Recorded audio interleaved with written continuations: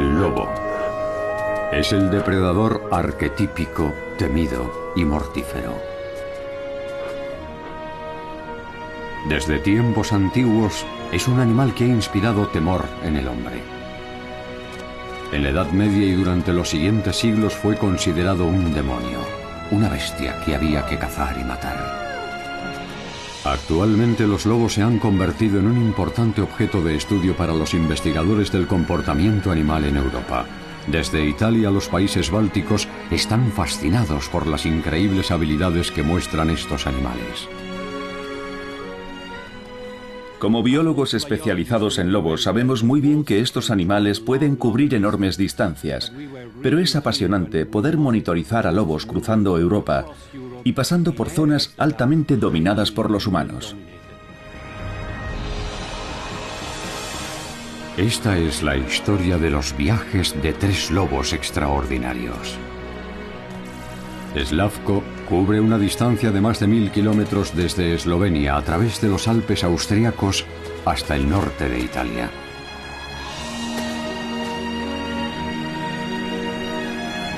El especialista en lobos Hubert Potočnik sigue a Slavko a lo largo de su viaje hasta el Parque Nacional de Lesinia cerca de Verona.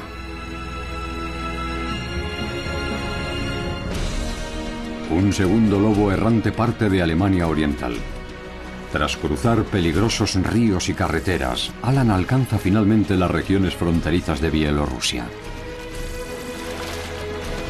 Reviviremos su odisea de 1500 kilómetros de la mano de la bióloga alemana Ilka Reinhardt.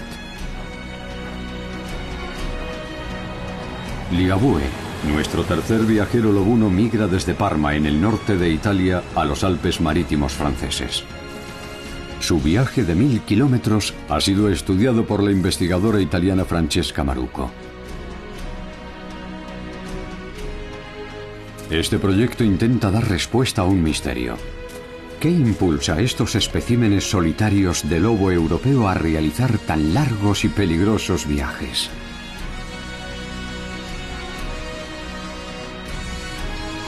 Lobos errantes.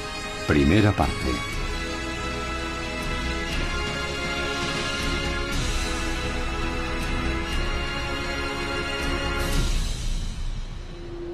Hubo un tiempo en que era algo habitual ver lobos por toda Europa, desde las cálidas tierras del sur a las heladas regiones del norte.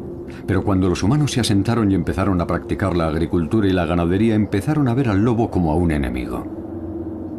Con la invención de las armas de fuego, los lobos fueron eliminados sistemáticamente de extensas áreas, empujando a la especie cada vez más hacia los confines del continente.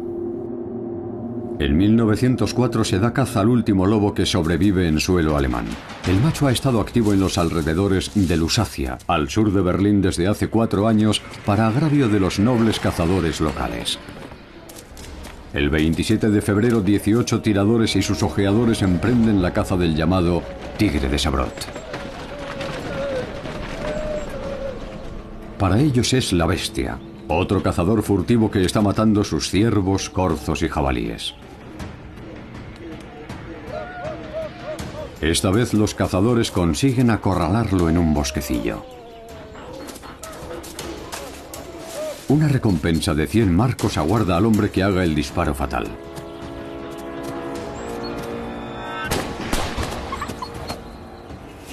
Con la muerte del tigre de Sabrot, el lobo se extingue oficialmente en Alemania.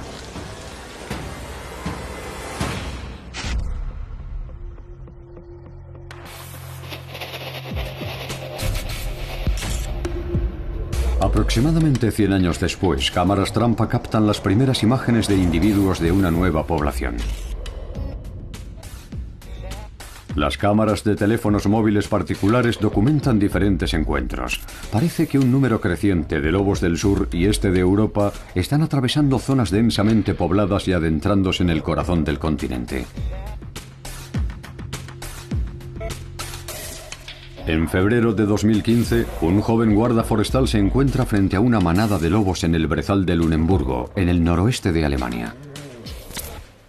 El regreso del lobo a muchas partes de su área de distribución histórica en Europa es uno de los acontecimientos más interesantes en el campo de la conservación natural en Europa.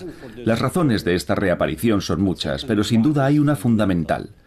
El lobo es uno de los animales más flexibles y adaptables que conocemos, y se puede adaptar a condiciones ecológicas muy diferentes. Pero filmar a estos esquivos predadores en libertad es casi imposible. Por eso hemos decidido contar la historia de nuestros 3 viajeros utilizando dobles. Lobos de la manada del entrenador de animales húngaro Zoltán Horkai, un reconocido especialista en este campo.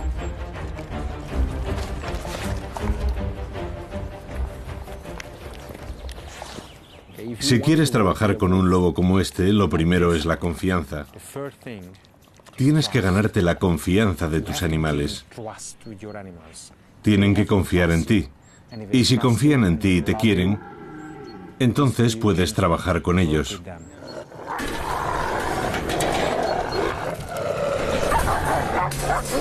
Para poder trabajar con sus lobos, de cuando en cuando Horkai tiene que reafirmar su estatus de macho alfa, especialmente en situaciones extremas.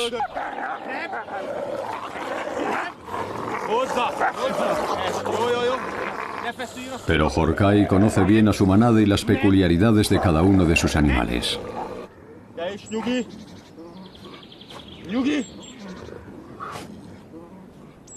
Decidimos que íbamos a utilizar a Volko como Ligabue en el documental, porque se diría que lo que tiene que hacer Ligabue en el documental está pensado para Volko.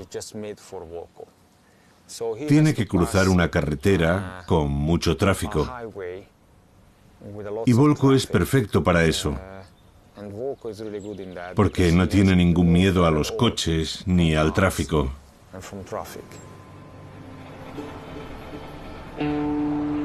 Los datos científicos nos ofrecen un mapa exacto de los movimientos de Ligabue. Su historia comienza en Italia, en una salida de una autopista cerca de Parma donde el 24 de febrero de 2004, un macho de 10 meses parece haberse desorientado.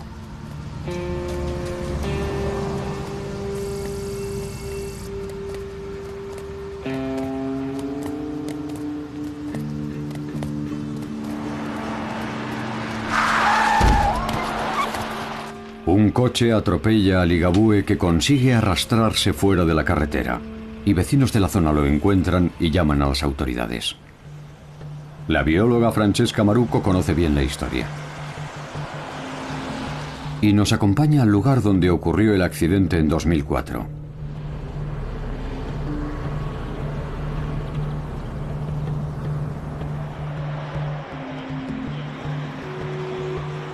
Aquí la espera Patricia Picciorni, la mujer que encontró al animal herido. El coche venía por aquí y el lobo venía por aquí. Probablemente no se vieron.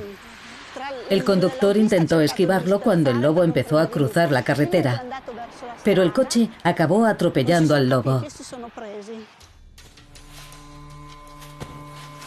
Estas imágenes de archivo nos muestran cómo un veterinario trata la herida de la pata izquierda de Ligabue. El tamaño relativo de la cabeza y las orejas del animal indica claramente que es un lobo joven. Los biólogos italianos ven una extraordinaria oportunidad. Nos dirigimos al lugar donde se recuperó Ligabue, en el Parque Nacional de Tosco Emiliano, en los Montes Apeninos. Francesca quiere saber cómo fue su comportamiento tras el rescate. La acompañan el experto en lobos Luigi Molinari y Mario Andreani, el veterinario que trató a Ligabue en 2004. ¿Ya hemos llegado? ¿Mario? ¿Es aquí? Ya casi estamos, es más arriba, hay que subir andando. ¿Dónde lo teníais? ¿Estaba monitorizado todo el día? ¿Regularmente? Sí, una vez al día. No puedes estar observándolo todo el día. ¿Pero estuvo aquí todo el tiempo? Estaba aquí. Cuando oía venir a alguien se quedaba inmóvil. Pero si nos quedábamos muy callados y escuchábamos desde fuera, se notaba que estaba muy activo.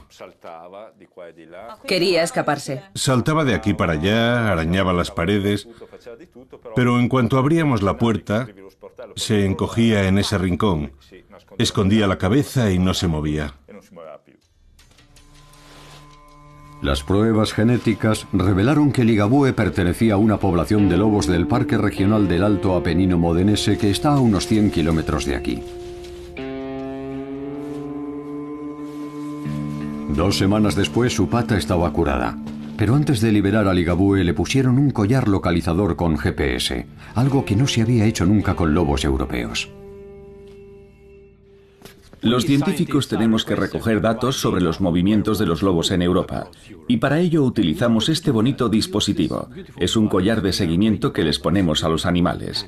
Estos collares están conectados con una red de satélites y registran la posición de los animales y envían esos datos a nuestros ordenadores, donde podemos reconstruir sus movimientos en desplazamientos cortos y en largos viajes por toda Europa. Combinando los datos de GPS con los resultados de las pruebas genéticas, los científicos han podido hacer un cálculo bastante preciso de la población de lobos de Italia. Hace 40 años solo sobrevivían alrededor de 100 individuos en las montañas de los Abruzzos. Actualmente vuelve a haber en Italia una población de unos 1.500 lobos. La mayoría de ellos se han asentado en hábitats a lo largo de los Apeninos, desde Calabria hasta los Alpes. El Parque Nacional de los Apeninos Tosco-Emilianos, al sur de Parma, es el hogar de 8 manadas de lobos. Aquí es donde el 11 de marzo de 2004 se pone en libertad a Ligabue. En el parque hay caza abundante. Es un territorio perfecto para los lobos. Corzos y otros cérvidos son sus presas favoritas. Pero un lobo errante puede tener que sobrevivir todo un día con una liebre, aunque normalmente comería entre 3 y 4 kilos de carne al día. Atacar a un jabalí es demasiado arriesgado para un lobo solitario.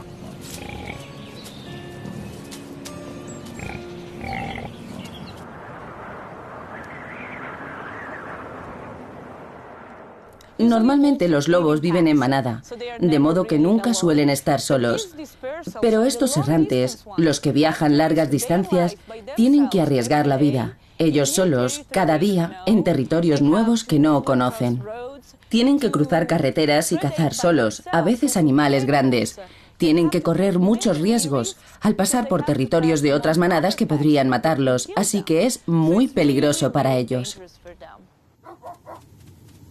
4 semanas después de su liberación, Ligabue llega al interior de la provincia de La Spezia. El viaje le ha llevado muy cerca de poblaciones humanas. Y obviamente, el hambre le obliga a sobreponerse a su instinto de alejarse de los humanos. Es en ocasiones como estas cuando los lobos entran en contacto con perros. Dado que son capaces de comunicarse con sus parientes domésticos y reconocen en ellos a una especie relacionada, los apareamientos entre ellos son bastante comunes. Cuando se cruzan lobos y perros, se están combinando 2 cargas genéticas. Una es la del lobo, un poderoso depredador modelado por millones de años de selección natural. Y la otra es la del perro, modelado por miles de años de selección artificial por parte de los humanos, para convertirlo en un compañero perfecto para nosotros.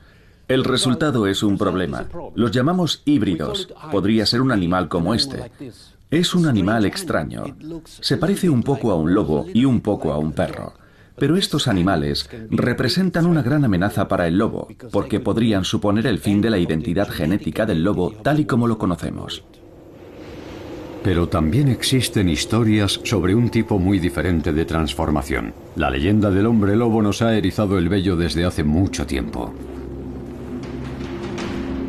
De acuerdo con crónicas locales, en 1589, Peter Stump, un campesino de Eprat, una aldea del Bajo Rin, fue acusado y condenado por el Santo Oficio, mejor conocido como la Inquisición. Según esas crónicas, durante las noches, Stump, de 50 años, se convertía en hombre lobo y había matado a hombres, mujeres embarazadas y más de una docena de niños, incluido su propio hijo. En una persecución frankensteiniana, los vecinos de Eprat dan caza al supuesto hombre lobo. El monstruo escapa, pero no antes de que uno de los aldeanos le corte una pata de un hachazo. Y cuando la partida llega a la granja de Stump, continúa la historia. Descubren que le falta una mano. Bajo tortura confiesa ser presa de un hambre insaciable de carne humana cada vez que se convierte en hombre lobo. Stump, que probablemente padecía un trastorno mental, acabó siendo quemado en la hoguera junto a su esposa y su hija.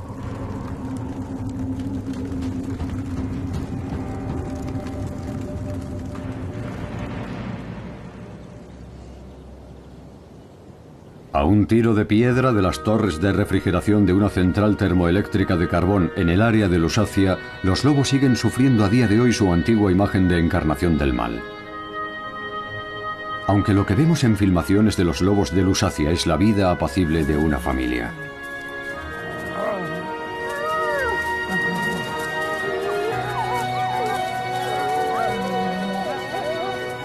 En 1998 regresaron los primeros lobos a la misma zona en la que casi un siglo antes se había matado al último lobo de Alemania.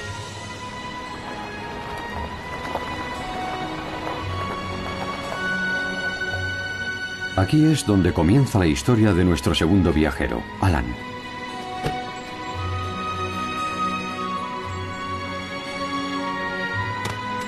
La bióloga Ilka Reinhardt y su fiel compañero Jax van a seguir las huellas de su viaje.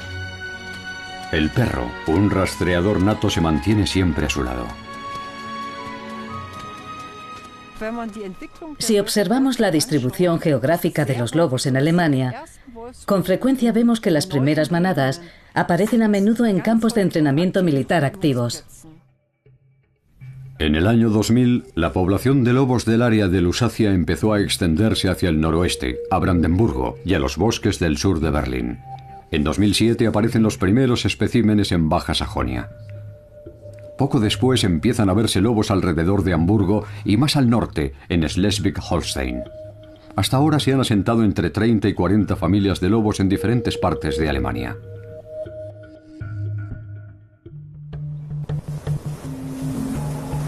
La distribución de los lobos en Alemania está bien documentada. Responde a un patrón muy antiguo.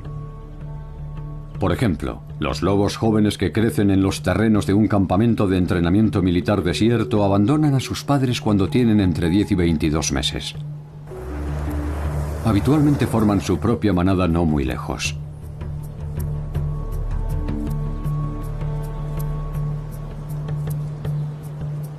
Alan se crió en este claro arenoso en 2008, pero su comportamiento iba a ser muy diferente del de sus hermanos y hermanas.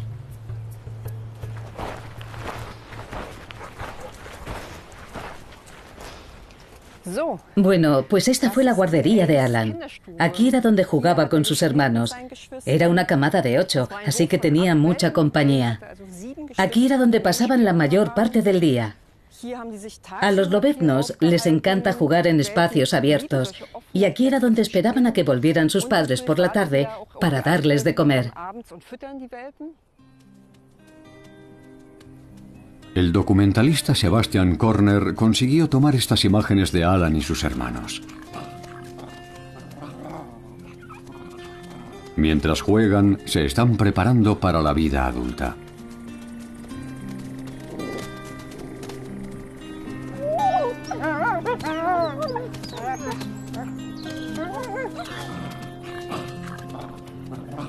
No hay nada en su comportamiento que indique que poco después uno de ellos responderá a una misteriosa llamada y partirá hacia lo desconocido, proporcionando a los científicos datos que aportan una valiosa información sobre la reaparición del lobo en Europa Central.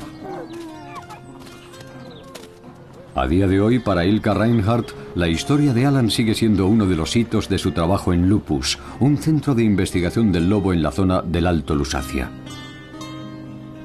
Cada vez que recorre los territorios de sus lobos, resurgen inevitablemente vívidos recuerdos de Alan. Ahí hay huellas recientes.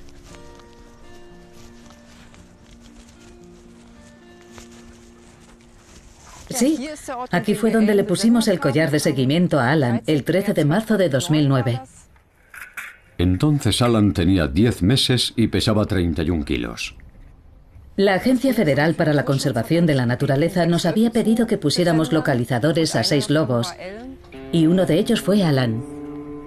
Era un macho fuerte y sano de casi un año. Antes de ponerle el collar de localización le hicieron un reconocimiento general, le tomaron medidas y lo pesaron.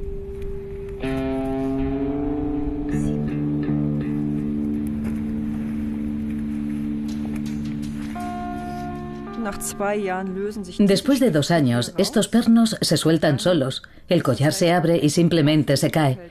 No tiene que cargar con él el resto de su vida. 2 años al servicio de la ciencia y se libra del collar. De repente, el 25 de abril de 2009, Alan se marcha.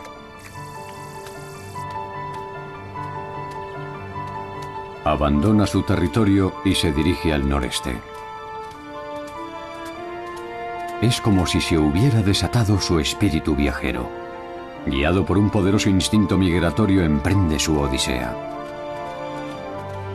Que precisamente este lobo lleve un collar localizador es un extraordinario golpe de suerte para los científicos.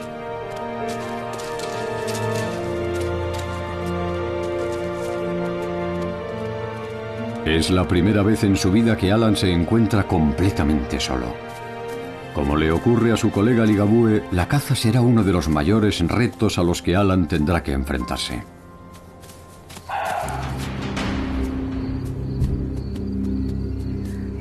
Una corza adulta lo mantendría alimentado varios días. Pero un joven lobo solitario no tendría la menor posibilidad de matar a un animal tan grande él solo.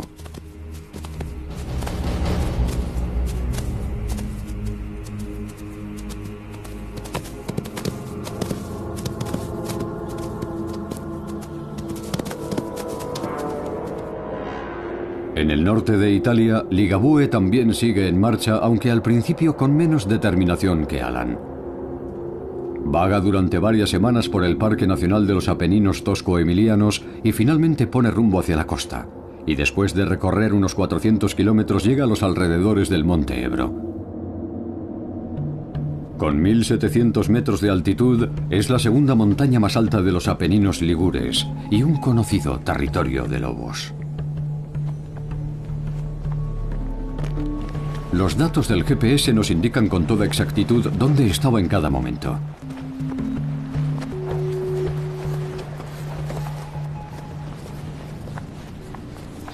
Aquí. Este es el punto exacto donde estaba Ligabue el 17 de junio de 2004, hace 11 años. Y es un lugar perfecto para los lobos, está claro. Estaba por esta zona porque es un lugar que les encanta a los lobos.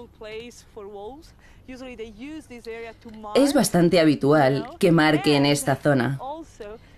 Y además, este es el pasillo que siguió Ligabue para ir desde los Apeninos en Parma hasta llegar a los Alpes.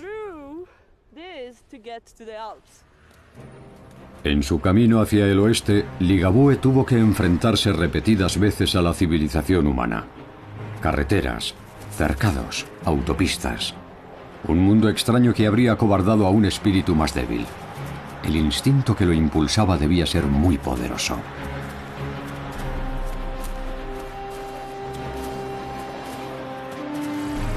A veces tarda horas en encontrar un paso. Ligabue utiliza túneles y pequeños puentes.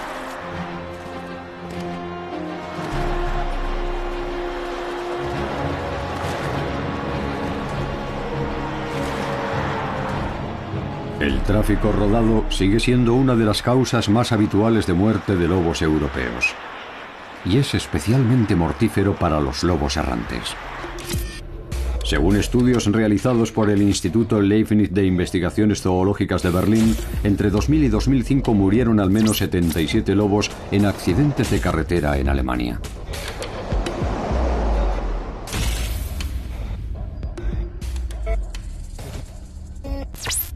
En su viaje desde Lusacia, Alan llega al oeste de Polonia y también se ve obligado a cruzar tierras transformadas por el hombre, aldeas y pueblos. Los datos transmitidos por GPS revelan que normalmente duerme durante el día y viaja por la noche. Después de recorrer en 4 semanas aproximadamente 500 kilómetros, llega a orillas del Vístula cerca de Marienburg, un nuevo e imponente obstáculo. Ilka Reinhardt, con su inseparable Jax, quiere ver con sus propios ojos por dónde cruzó Alan el río. Consulta una y otra vez los datos del GPS hasta que finalmente encuentra el lugar exacto.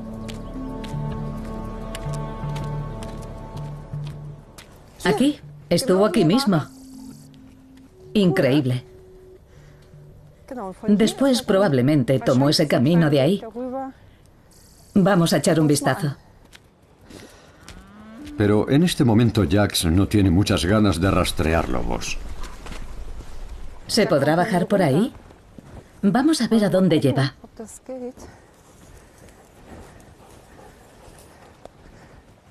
Parece que hay un sendero. Este es el punto en el que Alan llegó a la orilla del Vístula en mayo de 2009. Ilka no deja de preguntarse qué podía tener Alan en mente en momentos como estos. Es como si tuviera una especie de motor interior. Quiero ir de A a B. Bueno, realmente no sabe dónde está B.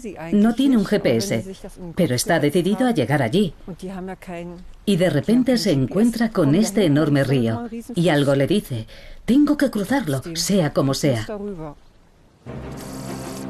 El 17 de mayo, Alan cruza el río a nado. En este punto tiene una anchura de 400 metros. Los lobos son sorprendentemente buenos nadadores.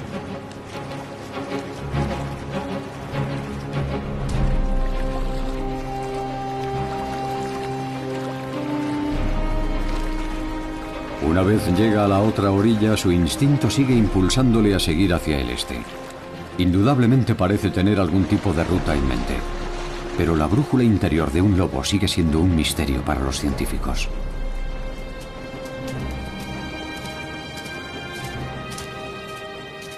Ahora es el turno de Ilka, e incluso Jax parece disfrutar del viaje en barco. ¿Qué es esto? ¿Olas? ¡Qué divertido! El patrón del barco comenta que ha visto lobos con cierta frecuencia. De vez en cuando se ven lobos por aquí, incluso en manada. Una vez vi a 3 o 4, una madre con sus cachorros.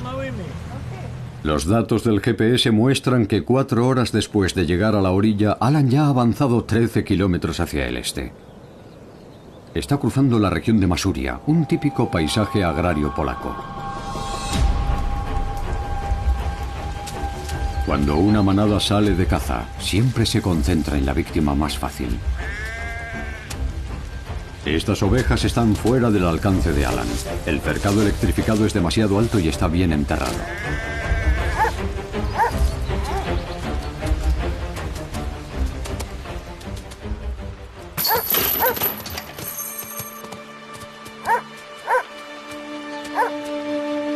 Los lobos rehuyen instintivamente a los humanos.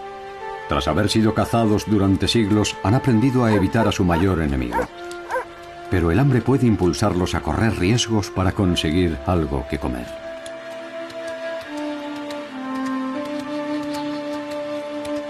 Alan sigue avanzando y cubre unos 500 kilómetros en 5 semanas, desde el Vístula al noreste de Polonia.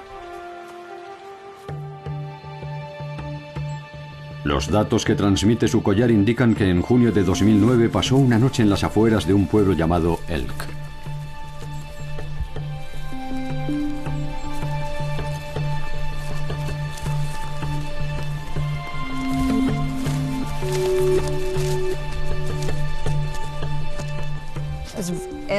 Parece que se detuvo aquí y después siguió trotando hacia allá. Hay una casa a unos 30 metros de nosotros. Yo diría que siguió avanzando en paralelo a las vías del tren, alejándose del pueblo en esa dirección. ¡Qué emocionante! En el este de Polonia es donde se da la mayor concentración de lobos del país. Aún así, son raros los encuentros con lobos. Mi abuela nos dijo que había visto un lobo. Debe hacer más o menos un año. Había venido a visitarnos e iba a irse a su casa cuando se dio la vuelta y se quedó petrificada. Tenía un lobo delante. Al menos eso es lo que nos dijo. Ver a un lobo sigue provocando el pánico. Las noticias de ataques de lobos al ganado evocan inevitablemente el miedo ancestral al lobo, esa bestia devoradora de hombres. El experto en lobos, Luigi Boitani, nos da algunos consejos prácticos. Si se encuentra con un lobo en el bosque, mantenga la calma, no haga ruido.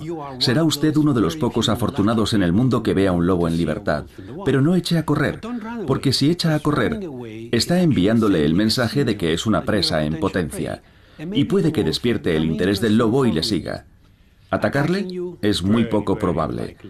Los lobos han atacado a humanos puede que 4 o 5 veces en los últimos 100 años en todo el mundo. De modo que es una posibilidad muy remota, pero son animales curiosos. Se pueden acercar a una aldea por simple curiosidad. A estas alturas, la hazaña migratoria de Ligabue tiene asombrados a los investigadores italianos. Su viaje está proporcionando los datos iniciales para un estudio científico que intenta documentar el resurgir del lobo en Europa Central.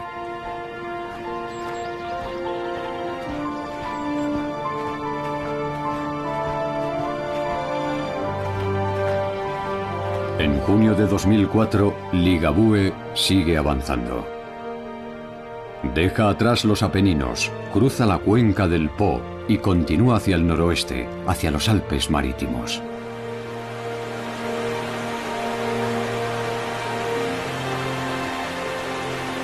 Después de recorrer un total de casi 900 kilómetros, el joven macho llega al Parque Nacional de Mercantour, en la esquina sureste de Francia.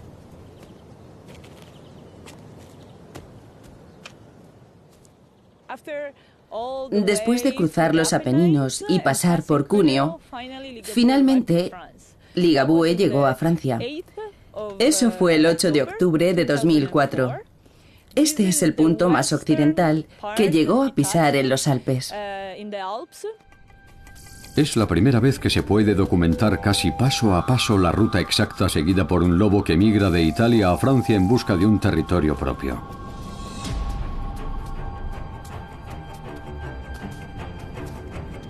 A finales del siglo XIX, el lobo estaba prácticamente extinguido también en Francia. En 1979, el Estado aprobó una ley para su protección. 13 años después son avistados en los Alpes franceses los primeros lobos migrantes procedentes de Italia. Mientras tanto, unas 30 familias de lobos están viviendo en varios puntos del país. Aparte de los Alpes, se han establecido grupos en los Pirineos, el Macizo Central e incluso en lugares tan al norte como los Vosgos y las Ardenas. En la región fronteriza entre Francia e Italia, la documentalista italiana Raffaella Cervetto tuvo la suerte de capturar imágenes de toda una manada que tuvieron un gran impacto. Mientras los conservacionistas se regocijan, a los ganaderos de la región no les parece tan buena noticia. Los lobos alpinos no tardaron en darse cuenta de que los numerosos rebaños estaban prácticamente indefensos y constituían una fuente inagotable de comida fácil. Solo en 2012 mataron más de 5.000 ovejas. A consecuencia de estos ataques, Francia volvió a permitir la caza selectiva de lobos, y los pastores, que quieren reclamar daños, están obligados a tomar medidas de protección contra ellos. Los ayudantes de Jean-Pierre Cavallo pasan prácticamente desapercibidos entre sus protegidos, pero estos perros pastores ovejeros son una defensa muy eficaz. En 1992 volvieron a aparecer lobos en los Alpes, así que fui a Italia a buscar unos perros pastores de Maremma a los Abruzzos. Son unos perros muy trabajadores y todavía los llevo con mis rebaños.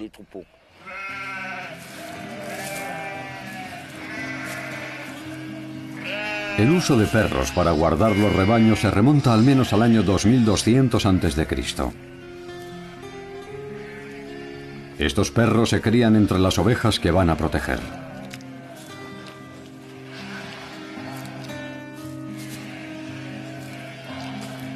Es natural que surja una relación muy estrecha entre el perro y las ovejas.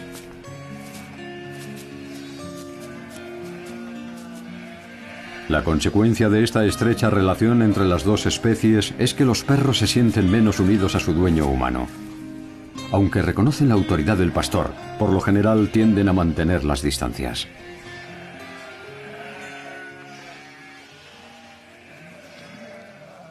Según parece, estos perros aprenden a amar como una persona. Quieren a las ovejas. Se puede ver cómo se acerca la oveja y el perro la olfatea y se convierten en sus protectores. Nunca se separan. Tenemos 6 perros para este rebaño. Cada uno de ellos protege a 5, 6, hasta a 10 ovejas. Son sus ovejas. Las quieren como nosotros queremos a un corderito. Los cachorros aprenden las habilidades necesarias para realizar su trabajo de perros adultos más experimentados. La efectividad de su presencia queda patente en estas imágenes, filmadas durante un ataque nocturno de un lobo. Según se aproxima el predador, el rebaño retrocede presa del pánico. Pero en pocos segundos aparece un perro y se sitúa entre el lobo y sus presas potenciales.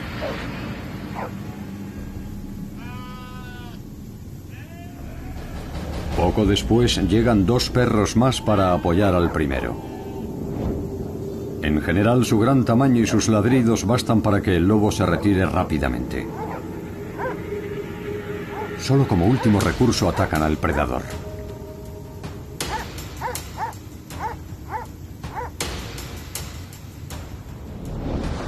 Cada vez más pastores europeos están recurriendo a soluciones tradicionales para proteger a sus rebaños. Ellos saben muy bien que con los lobos no se juega.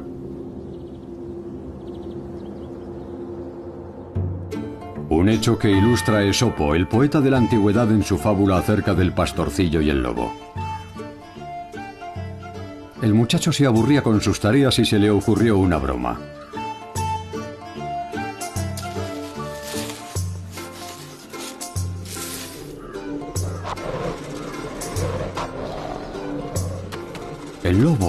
¡El lobo! ¡Se está comiendo las ovejas!, empezó a gritar mientras bajaba al valle a la carrera. Todos los hombres de la aldea acudieron en su ayuda. Cuando descubrieron que no había ningún lobo, volvieron a bajar al valle malhumorados.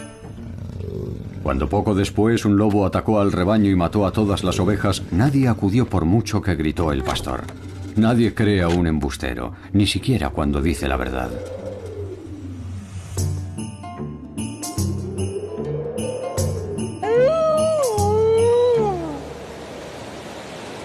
Son las viejas fábulas y cuentos de hadas las que han grabado en nuestro subconsciente la imagen del lobo feroz hasta el día de hoy. Borrar esa imagen es una parte importante del trabajo que hacen los expertos en lobos en toda Europa. Ligabue parece cansarse de repente de Francia y decide volver hacia el este, a Italia. Después de 4 semanas, estábamos monitorizando a Ligabue en este valle, donde estábamos siguiendo sus pasos casi a diario, cuando finalmente descubrimos que no estaba solo. Había alguien más con él. Al parecer, el largo viaje había merecido el esfuerzo. Una hembra de la población italiana había despertado su interés. El material genético encontrado por los investigadores indicaba claramente su ascendencia.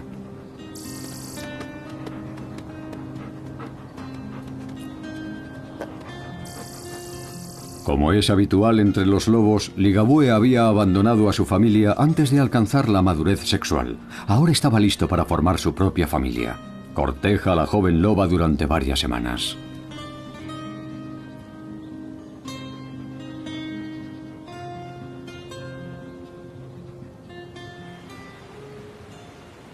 Pero poco antes de aparearse, la historia de Ligabue llega a un trágico fin. El territorio que han elegido él y su futura compañera se encuentra entre los territorios de otras 2 manadas.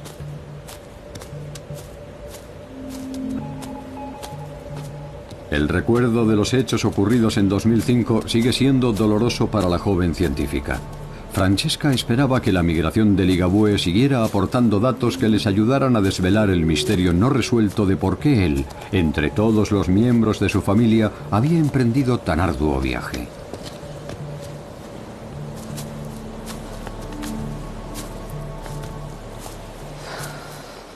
Este es el lugar. Aquí fue donde encontramos a Ligabue el 17 de febrero.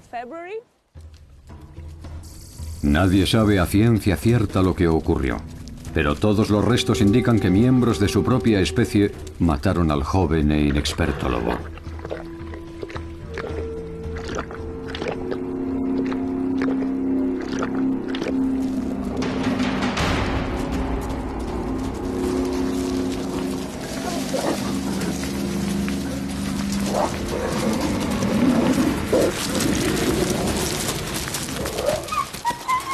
Que una manada mate a un lobo intruso no es infrecuente. Fue un triste fin para un largo y peligroso viaje. Todo cuanto Francesca Maruco y sus colegas pueden hacer es documentar la muerte del lobo errante.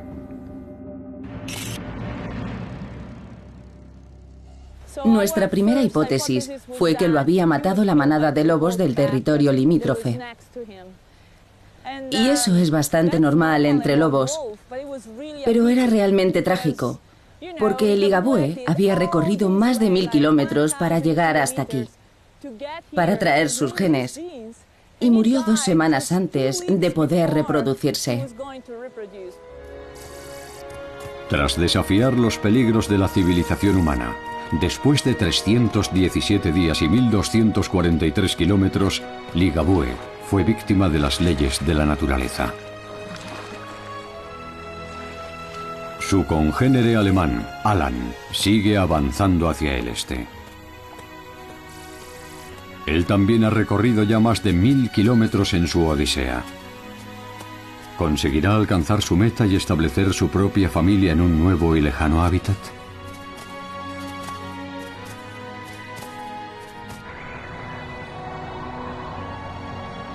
También conoceremos al tercer viajero. Slavko se abre camino desde Eslovenia a través de los Alpes austríacos hasta el norte de Italia. Su historia es otro fascinante episodio de la investigación sobre el lobo europeo.